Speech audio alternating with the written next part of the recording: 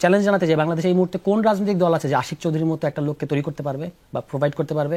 যারা ইলেকশন চাচ্ছে তাদের এই ধরনের একটা লোক আছে? তাদের নাই। মানে যারাই ইলেকশনের মধ্যে দিয়ে আসুক তাদের এই মুহূর্তে অন্তত নাই। বড় বড় কথা বললেই হবে না।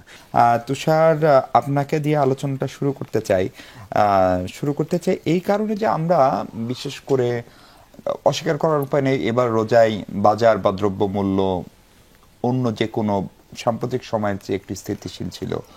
ঈদ যাত্রাটা ছুটি বড় হোক বা যে কোনো কারণে হোক স্বস্তি ছিল। আজকে যাত্রী কল্যাণ সমিতি একটি পরিসংখ্যান দিয়েছে, তাতে দুর্ঘটনার মানুষ মারা গেছেন, কিন্তু সেই পরিসংখ্যানটা অন্যান্য বছরের তুলনায় বেশ খানিকটা কম।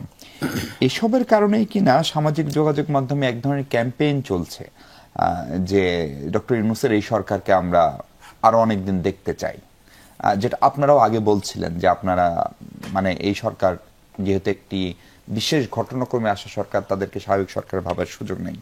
এবং এই ক্যাম্পেইনটার এগেনস্টে জাতীয় নাগরিক পার্টি বলি অথবা প্রফেসর ইউনূসের প্রেস সেক্রেটারি বা তার পার্সোনাল স্টাফ বা সরকারের কাউকে এরকম কোনো বক্তব্য বা করতে আমরা দেখি নাই যে এটা তারা চান না বা এই বক্তব্যের সঙ্গে তাদের কোনো সম্পর্ক নাই। ফলে এই যে ক্যাম্পেইনটা চলছে এইটাকে আসলে পরোক্ষভাবে আপনাদের এবং সরকারেরই ক্যাম্পেইন কিনা? তো স্যার, আপনাকে ধন্যবাদ এবং আমার দুই সহ আলোচককে আমি শুভেচ্ছা জানাই। সবকিছুর মধ্যে আমাদেরকে খুঁজে পাওয়ার একটা ব্যাপারটা ইন্টারেস্টিং, কিন্তু এটা তো আপনি বলেছেন যে স্বতঃস্ফূর্তভাবে এটা অনেকে দাবি করছে। এখন সোশ্যাল মিডিয়াকে আমরা কতটুকু আনুষ্ঠানিক হিসেবে ধরবো বক্তব্য, সেটা আমাদের একটা বিবেচনা করতে হবে। এটা এখন জনগণ যদি দেখেন, আপনি সোশ্যাল মিডিয়া ছাড়াও ঈদের দিনে তো কেউ কেউ বলেছে, ডক্টর ইউনূস যখন সামনে ছিলেন, যখন সাধারণ মানুষের সাথে দেখা করছিলেন, তখন কিন্তু বলেছেন অনেকে যে 5 বছর 5 বছর। এইগুলোকে আমি স্বতঃস্ফূর্ত আবেগ হিসেবে দেখি, এবং এই আবেগটা যৌক্তিক অযৌক্তিক এটা হচ্ছে একটা আলোচনা। কিন্তু মানুষ কেন এটা বলতে চায়, যারাই যতটুকু যে পরিমাণ মানুষ এটা বলছে, এটা কেন বলছে? তাদের তো রাজনৈতিক দলগুলোকে নিয়ে ভয় আছে। তার মানে এই বক্তব্যটার সঙ্গে আপনারা একমত না? আমরা তো দলগতভাবে এটা কখনোই মানে টাইমের ব্যাপারে বলি নাই যে 5 বছর থাকতে হবে কিংবা এই ডিসেম্বরের মধ্যে যেতে হবে, নির্বাচন দিয়ে দ্রুত নির্বাচন দিয়ে চলে যান, এগুলো আমাদের মানে থিঙ্কিং প্যাটার্ন না। আমরা সবসময় বলেছি যে এজেন্ডা টাইম ঠিক করবে। আপনি মানে এই জুনেও ইলেকশন দেওয়া লাগতে পারে, ডিসেম্বরেও দেওয়া লাগতে পারে, মার্চেও দেওয়া লাগতে পারে। আপনাকে প্রতি মুহূর্তে সরকারকে তার যে কাজগুলো সরকার গ্রহণ করবে সেটা রাজনৈতিক দল জনগণের কাছ থেকে ন্যায্যতা প্রতিষ্ঠিত করতে হবে যে এই কাজের জন্য আমার এতটুকু সময় দরকার। যদি যে মানে এই যে এখন যেমন সামিট ইত্যাদি জিনিস হচ্ছে, এগুলো তো আমি ধরি যে একটা সরকারের রেগুলার কাজের মধ্যেই, তবু এই সামিটটা তো একটা বড় অর্জন আমাদের। কিন্তু এই সরকারের প্রধান যে 3টা কাজ হিসেবে আমরা দেখি, বিচার, সংস্কার এবং তারপর ইলেকশন, এটা যদি সরকার রোডম্যাপটার কথা এসছে যে জুলাই চার্টার হবে, এই জুলাই চার্টারের পরে আমরা বুঝতে পারবো যে আসলে এটার জন্য সত্যিকার অর্থে যৌক্তিক কতটুকু সময় দরকার।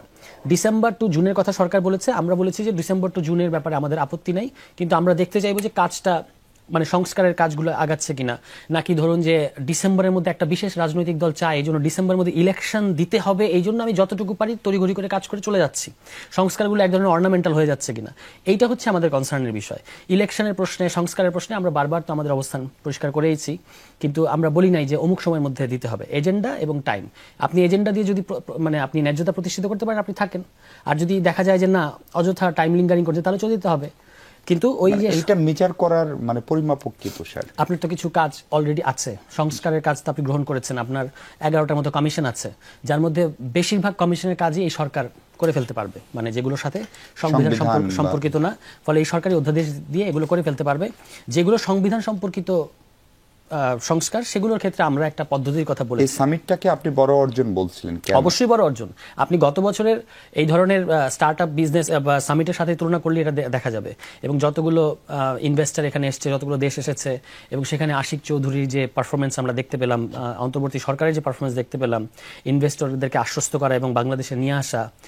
সেখানে আশিক চৌধুরী বললেন যে এর আগের স্যামসাং কিভাবে এখান থেকে চলে যেতে বাধ্য হয়েছিল, সেখান থেকে আমলাতান্ত্রিক জটিলতা সরিয়ে ইনভেস্টরদের জন্য জমি অধিগ্রহণ থেকে শুরু করে অন্যান্য লাইসেন্স প্রাপ্তি ইত্যাদি সহজ করার জন্য, ইজি করার জন্য এই সরকারের পদক্ষেপগুলো তারা জানিয়েছেন। ফলে এটা অবশ্যই বাংলাদেশের জন্য বড় ঘটনা। বাংলাদেশ এই মুহূর্তে বিনিয়োগের ঘাটতিতে আছে, এবং সবচেয়ে ইম্পর্টেন্ট হচ্ছে যে বিডা নামক যে একটা প্রতিষ্ঠান আমাদের আছে, বিনিয়োগ উন্নয়ন বোর্ড, এটা যে একটা ঠুটো জগন্নাথ হয়েছিল এতদিন, এবং এখন অনেকেই বলছেন যারা এই প্রতিষ্ঠানে একসময় কাজ করেছেন যে এতদিন পর্যন্ত ইনভেস্টররা নানা প্রতিকূলতা ফেস করতো, এই যে কমিশন সালমান থেকে শুরু করে- রহমান এটার চেয়ারম্যান ছিল। হ্যাঁ, তো এই প্রতিষ্ঠানের কোনো ভ্যালু ছিল না আসলে। আচ্ছা। বরং যেটা হতো যে ইনভেস্টররা এই প্রতিষ্ঠানে গিয়ে হচ্ছে কান্নাকাটি করতেন যে সরকারের কাছ থেকে তারা এই প্রতিকূলতা পেয়েছেন, ফেস করেছেন। কিন্তু এটা কি এখন সেখান সরকারের অগ্রাধিকারে ছিল? আপনি যেটা বলছিলেন যে তিনটা একটা অগ্রাধিকার, সরকার বিচার, আরো সংস্কার, অনেকদিন, নির্বাচন। আপনি ভেবে দেখেন যে আশিক চৌধুরীর মতো একজন লোককে, আর এত সুন্দর একটা জীবনযাপন ছিল সিঙ্গাপুরে, সেখান থেকে তিনি শুধুমাত্র ডক্টর ইউনূসের কলে চলে এসেছেন দেশকে সার্ভ করার জন্য। উনি কিছু ডেলিভার করবেন না? নাহলে উনি কেন আছেন? উনি কিন্তু একটা গ্লোবাল টায়ারের লোক। এবং বাংলাদেশের আমি মানে চ্যালেঞ্জ জানাতে চাই, বাংলাদেশে এই মুহূর্তে কোন রাজনৈতিক দল আছে যে আশিক চৌধুরীর মতো একটা লোককে তৈরি করতে পারবে বা প্রোভাইড করতে পারবে? যারা ইলেকশন চাচ্ছে তাদের এই ধরনের একটা লোক আছে? তাদের নাই। মানে যারাই ইলেকশনের মধ্যে দিয়ে আসুক তাদের এই মুহূর্তে অন্তত নাই। বড় বড় কথা বললেই হবে না। তো আশিক চৌধুরীর মতো মানুষ যারা বিশ্বের বিভিন্ন জায়গায় ছিল, মানে আমাদের যে গ্লোবাল স্কিলের মানুষ আছে এটা তো আমরা দেখতে পেলাম এই ইনভেস্টমেন্ট সামিটের মধ্যে দিয়ে। এবং আশিক চৌধুরী পুরো একা ব্যক্তি দেশের বিদেশের সকল ইনভেস্টরদেরকে মানে মাতিয়ে রেখেছেন এক অর্থে। সারাদিন তার প্রশংসা হচ্ছে। হ্যাঁ, তো সেখান থেকে বাংলাদেশ অর্থনৈতিকভাবে ঘুরে দাঁড়ানোর একটা খুবই ভালো সম্ভাবনা তৈরি হয়েছে।